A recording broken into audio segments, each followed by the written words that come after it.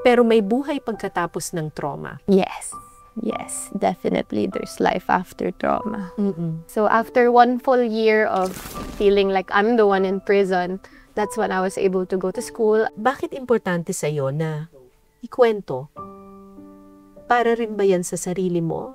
Does it help you heal as well? So I find it super important to speak up, stand your truth, because if you don't speak up, then it will just happen more. God doesn't heal you from this just so you can remain healed for yourself. A quote that we have on our page is that a victim walks around with open wounds while a survivor walks around with scars healed. A victim hurts other people because of the pride and the anger, while a survivor helps heal other people. Actually, importante na ikwento yung mga ganitong kwento.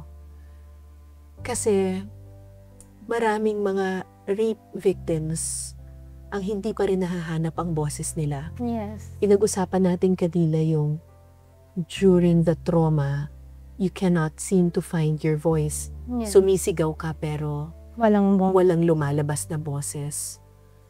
At yun yung trabaho nating lahat, babae o man o lalaki, nanay, tatay, kapatid, kaibigan.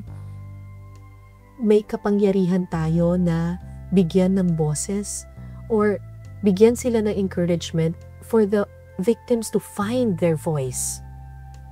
And ang pinakaunang step doon ay listening. Yes, they need to be heard by an understanding ear, someone that won't judge them or won't condemn them. Kailangan pakinggan.